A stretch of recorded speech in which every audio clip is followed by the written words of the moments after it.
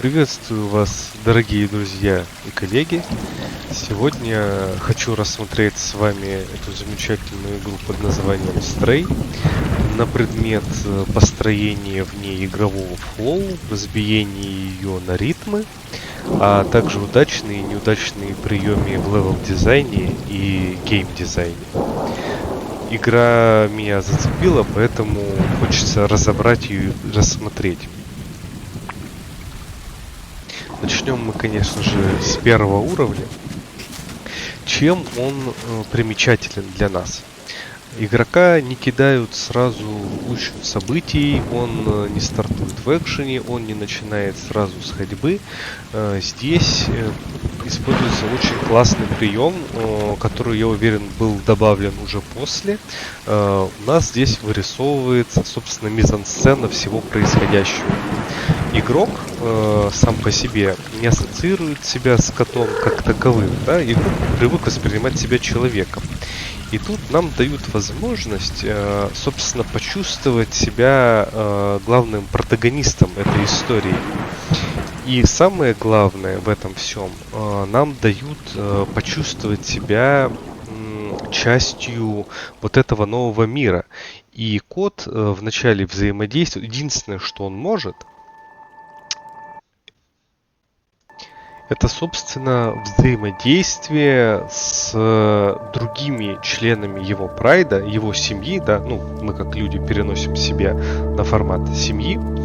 Вот, так вот, он умеет только взаимодействовать со своей семьей. И здесь же игрок параллельно обучается тому, что ага, там я могу, используя какую-то одну кнопку, взаимодействовать с окружающим. Ну, это на самом деле мелочь, но тем не менее, так очень постепенно его вводят в весь игровой процесс.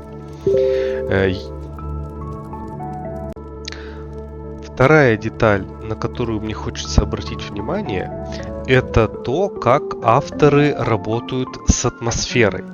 Напомню, что игра начинается в формате дождливого дня, и игрок не может никуда выйти, да, он может только взаимодействовать со своим прайдом.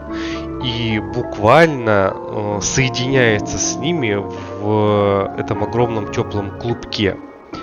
После чего наступает светлый яркий день, и у игрока появляется возможность двигаться, взаимодействовать с пространством, окружающим его.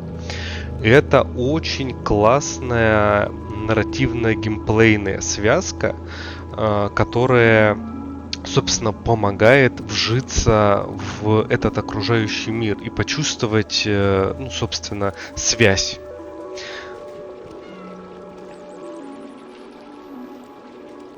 И помимо, собственно, этой связи, мы также получаем контраст. Какой контраст? Вначале у нас было узкое замкнутое помещение с дождливой мрачной погодой, а сейчас посмотрите, ну нельзя не обратить внимание, как мы находимся в большом, широком, светлом пространстве. Контрасты для построения флоу очень важны. И помимо вот эмоционального, которое у нас еще есть и геометрическое, да, геометрический контраст. Плюс, собственно, для чего также вот этот прием с большим светлым пространством нужен? У нас, очевидно, первый уровень, да, то есть игрок только-только зашел в игру, он только-только с ней знакомится, и необходимо создать ощущение безопасности.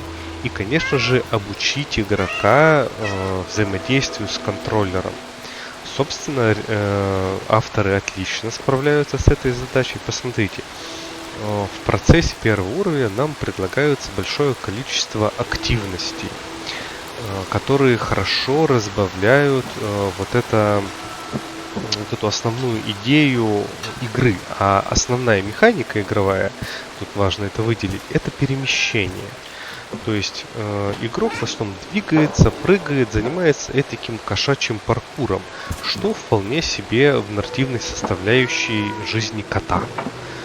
Вот. И чтобы вот он не заскучал, просто бегая и прыгая, да, это довольно простое монотонное занятие, нам подкидывает множество вот этих милых активностей, что тоже отличный контраст. А вот обратите внимание на обучение перепрыгиванию большого количества одноразовых, одинаковых, точнее, объектов, как сейчас кот пропрыгал по трубам. Здесь игрока обучают тому, что он может просто зажать клавишу и, собственно, проскочить множество препятствий подряд. Но нюанс в том, что в дальнейшем в игре этот прием почти не используется. То есть мы, конечно, можем зажимать кнопку, но вот так, чтобы несколько труб подряд перепрыгивать, гораздо бы лучше бы этот прием сработал, если бы он прыгал не только по прямой вдоль труб, но там, допустим, и какой-то перепад по высоте был. Тогда бы в голове сильнее сформировался вот этот прием контрастности. Извиняюсь, я хотел сказать прием формирования паттерна перемещения по поверхности.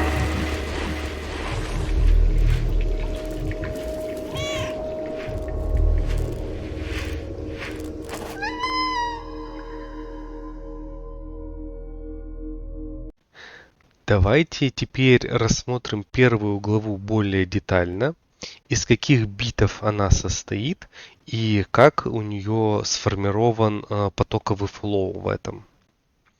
Итак, иконки будут обозначать, собственно, типы геймплейного взаимодействия, а оранжевая шкала будет демонстрировать уровень напряженности. Итак, мы стартуем в замкнутом пространстве, ну точнее более суженном, нельзя сказать, что оно прям замкнуто, у нас все-таки отсутствует одна из стен. Вот. И здесь мы можем только взаимодействовать. И, соответственно, уровень напряжения минимальный, да, то, что нужно для самого начала такого типа игр. Да. Тут нужно важно понимать, с каким типом игр мы имеем дело. Это у нас не какой-нибудь шутер, который сразу начинается с ураганного экшена, да, там график напряженности сразу может быть высоко, потому что ожидание игроков от шутера именно в том, что экшен сразу будет. Здесь же у нас игра про исследование, про паркур, можно сказать, поэтому мы начинаем более спокойно. После этого у нас наступает, да, следующий этап. Игроку дают свободу перемещения. График напряженности постепенно возрастает, потому что начинает исследовать пространство. Он обучается каким-то элементам, да, насколько высоко он может прыгнуть. Вначале нам дают запрыгнуть на небольшую высоту. Следующим препятствием будет более высокое и так далее. Но очень быстро это будет выходить на плато, потому что игрок обучился этим простым элементам, и ему будет начинать становиться скучно, если мы не подкинем что-нибудь еще. И в этом смысле очень хорошо снова работает бит с интерактивностью. Да? То есть игрок может там дерево подрать, может там из лужицы попить. Все вот эти прикольные маленькие взаимодействия неплохо разбавляют процесс. И смотрите, все это у нас уже происходит в большом открытом пространстве. То есть у нас сразу идет несколько смен, да, и смена действий геймплейных, да, и смена пространств, что неплохо дополняет друг друга. Чем больше разных смен у нас будет происходить, там цветовых, геймплейных, световых, там именно изменение самой локации уже шире, тем лучше это будет влиять на флоу. Больше комбинаторики, больше интереса, больше нового для игрока. Так вот, игрок продолжает свое движение, и со временем вот эта комбинация движения, обучения, взаимодействия, она повторяется там несколько раз, из-за чего происходит небольшой спад этого напряженности, вовлеченности игрока, все повторяется. Чуть интереснее становится, когда появляются более новые элементы, наподобие там прыгания по балкам, потому что балки имеют под собой еще физическое свойство, они раскачиваются, это чуть более интересно. Вот, что, собственно, добавляет, что немножко поднимает, да, наш уровень напряженности, уровень вовлеченности игрока, нашего флоу. Ну и в конце, конечно, происходит драматическое действие, да, котик падает вниз, он смотрит на нас грустными глазками, мы этого не ожидаем, мы удивлены, у нас вызваны сильные эмоции, тут, конечно, скачок гораздо более сильный, может быть, я его показал не таким сильным, потому что где-то это ожидалось, да, то есть есть еще такой момент, что игрок может предсказывать, да, предугадывать, что будет дальше. И как бы по общему нарративу ожидалось, что что-то такое произойдет. Лично для меня это не было прям сильным потрясением, да, но вот для кого-то может быть, да, кто был не в курсе. Вот. Но и что самое важное, на нашу эмоцию также влияет смена пространства. Да. Мы сразу попадаем в темное узкое помещение, это тоже сильно влияет на эмоции. Вот поэтому я, собственно, объединил эти этапы в один элемент. Вот такой график у нас вырисовывается по первой главе. Давайте вернемся к моменту, на котором остановились, и рассмотрим вторую главу игры. И вот здесь мы получаем следующий контрастный прием. Из большого светлого открытого пространства наш главный герой попадает сразу в темное, грязное, узкое, тяжелое по атмосфере пространство. Сменой вот этих постоянных контрастов не дают игроку заскучать. А здесь у нас еще и такая сильная эмоциональная сцена. Мы видим, что котик поранился. Да? У нас, как у эмпатичных существ, это не может не вызывать отклика.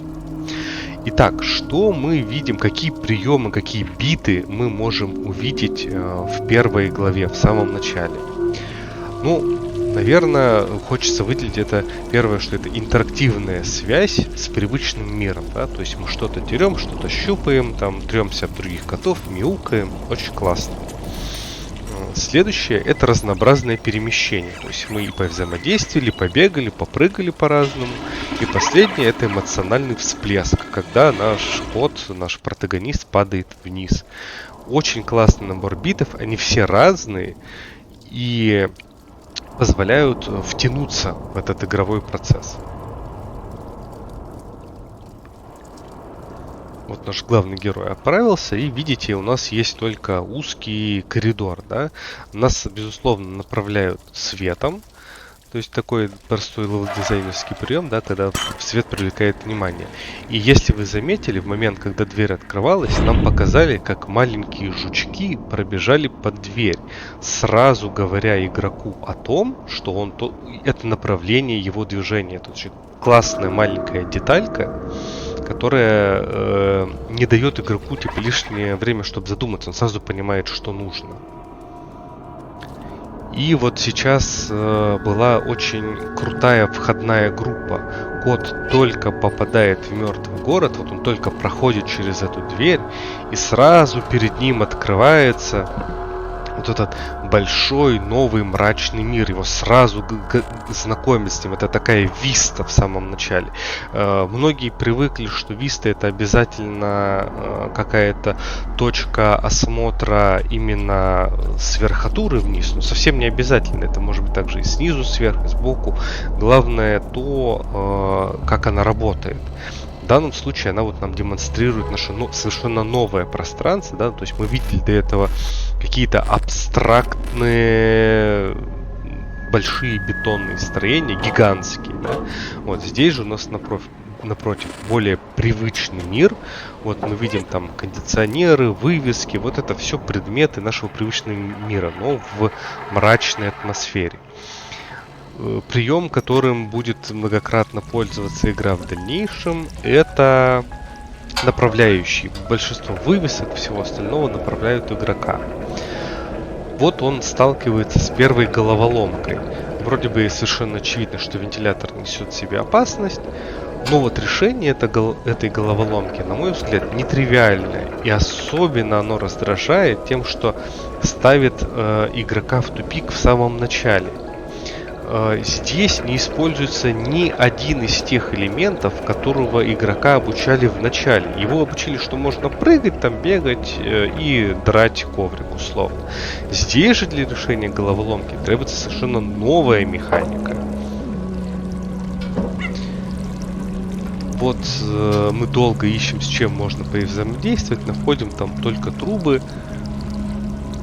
Но на самом деле, да, искомым предметом является некая металлическая ведерко, которое можно будет закинуть в вентилятор. Но большинство игроков могут не знать о том, что игрок в принципе может такие ведерки поднимать. А вот здесь более грамотное обучение новой механики. Смотрите, игроку показывают, что он может скидывать предметы. Вот он для развлечения вначале это делает. А сейчас, чтобы пройти дальше, ему совершенно необходимо эти предметы сдвинуть. Отличное выстраивание флоу обучения. То есть игрок здесь не фрустрирован. А вот у нас следующий есть элемент. Это так называемые афорданцы. Когда игрок понимает, по каким объектам он может прыгать, а по каким нет. Это шипы, торчащие на кондиционерах. И мы видим, как усложняется механика, которой он обучился только что, сбрасывание предметов.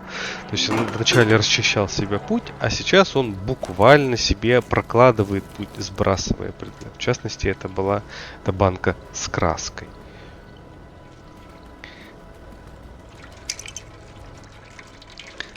Приятно, что игра разбавляется наполнением вот этих различных мелких интерактивных объектов. Да, вот может водичку попить, там ковер подрать. Отлично разбавляет вот это простое перемещение. И вот мы снова получаем новый тип перемещения. Да? Мы можем запрыгивать в ведра. Более того, нас прям буквально обучают этой механике.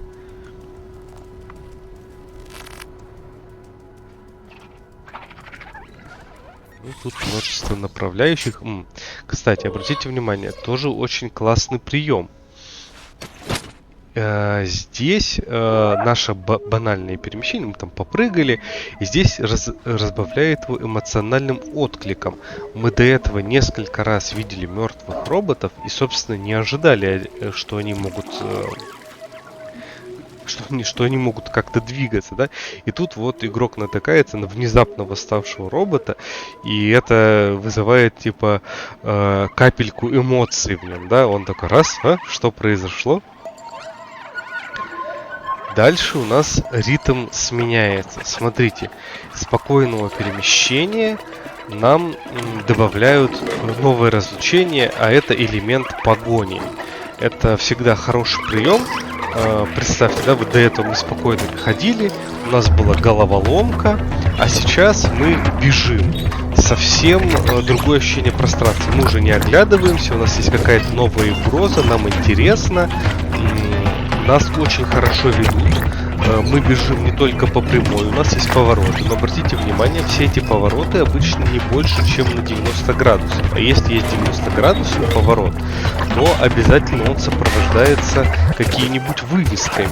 И они вообще постоянно сопровождают путь кота, чтобы у игрока не было даже секунды задуматься о том, в правильном ли он направлении бежит. Это очень грамотно выстроенный флоу перемещений. И вот нам небольшая награда, да, подтверждение того, что мы пришли туда, куда нужно. Точка передышки. Ну и, собственно, телевизоры, которые говорят, да, ты молодец, ты там на верном пути.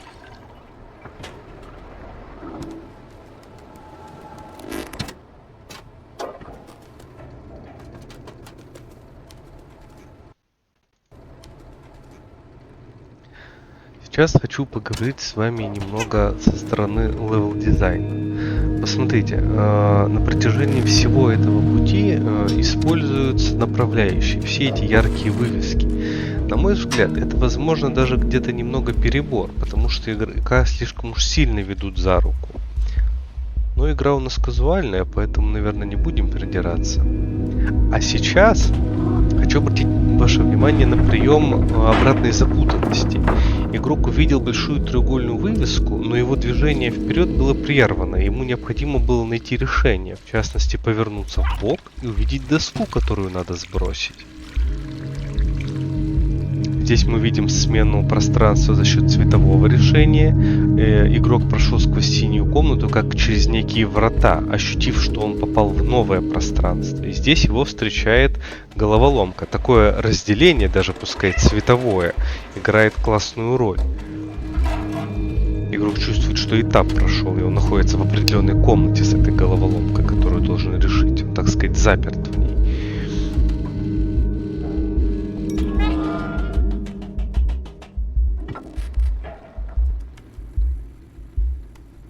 Посмотрите, как строится здесь перемещение.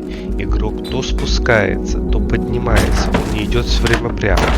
А сейчас наше перемещение снова разбавляется эмоциональным всплеском, чтобы игрок не заскучал. Вот тоже классный прием. Направляющие, которые уже не используются, сразу гаснут. Это позволяет сохранить навигацию в пространстве. Игрок всегда понимает, к какому световому источнику ему нужно двигаться, на что обращать внимание. Мне вообще, вы можете задаться вопросом, почему я так много внимания уделяю этим деталям, да? Ну, казалось бы, идет и идет, прыгает вверх, прыгает вниз, ну что тут такого? Друзья мои, дело в том, что все складывается из вот этих деталей. Все эти маленькие приемчики, они обычно вымучены, и на них потрачено очень много времени. Чтобы сформировать все эти детали и единое ощущение вот этого приключения, оно же состоит из большого количества нюансов. И если на эти нюансы внимания не обращать, то при создании вашей игры уровень может получиться очень плоским, перемещение может получиться плоским. А здесь постоянные перепады уровня, постоянно нам подкидывают маленькие головоломочки, маленькие эмоциональные всплески. Это сильно разбавляет. Не будь всего этого, перемещение было бы скучно. Вот, например, как сейчас. Код проходит через узкие пространства, широкие, узкие. Эти контрасты очень важны. Вот мы знакомимся с новой механикой.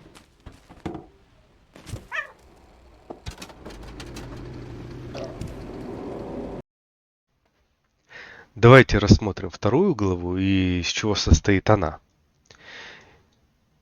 С самого начала нас ждет стандартный мувсет, где котик у нас прыгает, бегает, в общем, выполняет все то, чему мы научились ранее. Ну и, соответственно, какой-то график напряженности здесь довольно невысокий. Да, он постепенно поднимается в зависимости от разнообразности этих действий, но в целом довольно на низком уровне держится. После этого нам довольно быстро подкидывают первую головоломку. И, честно говоря, для первой такой головоломки, мне кажется, немного сложновато. Вот. Но в любом случае она заставляет игрока остановиться и сбить вот тот темп перемещения, который у него сформировался до этого. Ему приходится побегать, походить, там напрячь мозг, где-то, может быть, даже позлиться, что он не может эту головоломку решить. Это очень хорошо для выхода из этого рутинного перемещения. В этом смысле головоломка работает хорошо.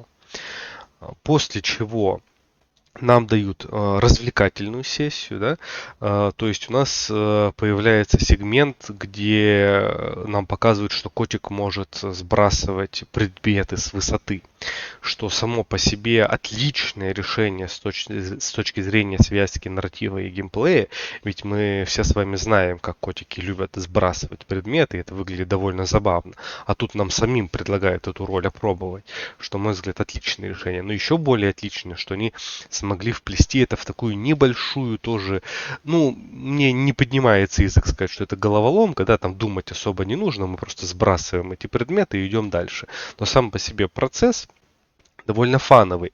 И в этом смысле он неплохо разбивает вот эту напряженность, которая у нас возникла после первой головоломки, да, поэтому очевидно у нас тут идет некий спад.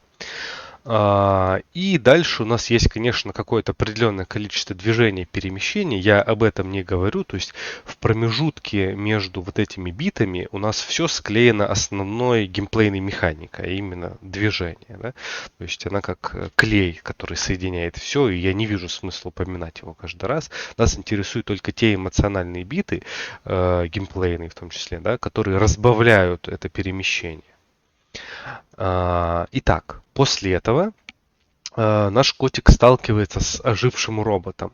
И этот прием отлично работает в том числе потому, что до этого мы находили много мертвых роботов, которые никак не функционировали, поэтому этот очередной, казалось бы, неподвижный внезапно оживает и вызывает у нас небольшой, но эмоциональный всплеск. Да? Мы немножко напуганы, удивлены, ого, надо же, они и так могут. И это нас потихоньку начинает поднимать наш теншн, да, с тем, что будет происходить дальше. Мы увидели этого робота, да, пошли дальше немножечко, эмоциональный пик спал, и тут идет настоящий подъем. У нас совсем другая геймплейная секция. У нас секция с погоней.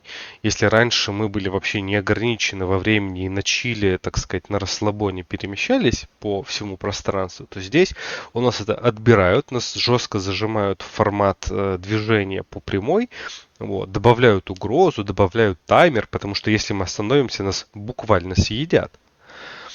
И тут, конечно же, эмоциональный всплеск у нас очень высокий. К тому же важно отметить, что погоня довольно продолжительная сама по себе и позволяет нагнетать эту атмосферу. Мы уже бежим, бежим, да когда же это закончится? Вот. Тем самым пик постепенно растет и растет. И после этого совершенно необходимо, что нужно сделать, да, это дать игроку передохнуть. Здесь у нас появляется прям safe room, где котик может спокойно выдохнуть, убедиться, что он на верном пути.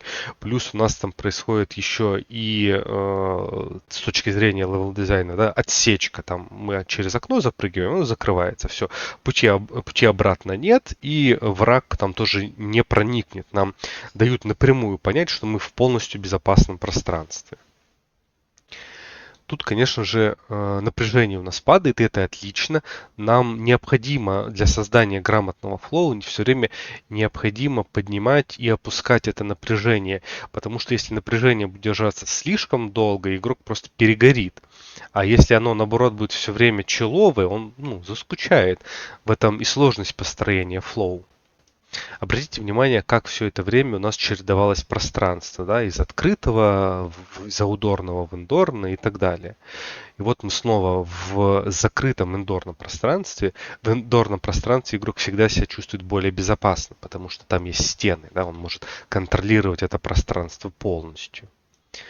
Вот. И далее нам дают также постепенно вернуться, да, в наше привычное состояние. У нас появляется стандартная паркурная сессия, где мы перемещаемся, там идем по указателям, исследуем этот мертвый город. И чтобы мы не заскучали, вот периодически нам подкидывают разнообразные ивенты. Мы решаем небольшую головоломку с бочкой, да, то есть тоже такой новый элемент, с которым игрок раньше не сталкивался. Она максимально простецкая, но сам факт, что нужно остановиться, там немножко подумать, и вот это удовольствие от верного решения дает довольно сильный импакт, приятный, да, разбивает вот эту паркурную беготню. Вот. После этого мы снова там какое-то количество времени двигаемся, понятно, эмоциональный спад идет, и нас снова подогревают вот этой маленькой деталькой, когда под котом внезапно ломается доска, да, и мы такие, ох, блин, ничего себе, да, случилось то, чего мы совсем не ожидали. Это не сильно нас выбивает из колеи, да, мы в целом продолжаем тот же путь, который шли, и если бы кот не упал, мы бы, может быть, этого и не заметили. Ну, в смысле, смены ритма. Вот, поэтому так важно какие-то маленькие детальки добавлять. После чего у нас начинается довольно длинная паркурная сессия, и на мой взгляд, здесь идет вот как раз-таки просадка. Давайте посмотрим, что у нас происходит в этот момент с пространством, и мы можем заметить, что вот в этой всей секции оно является аутдорным, и это добавляет монотонности процессу. Мне кажется, если бы ребята, создающие этот паркурный элемент, разбавили его входом-выходом из каких-то индорных помещений, то было бы чуть-чуть интереснее, чуть-чуть бы разбавило это, вот эту беготню.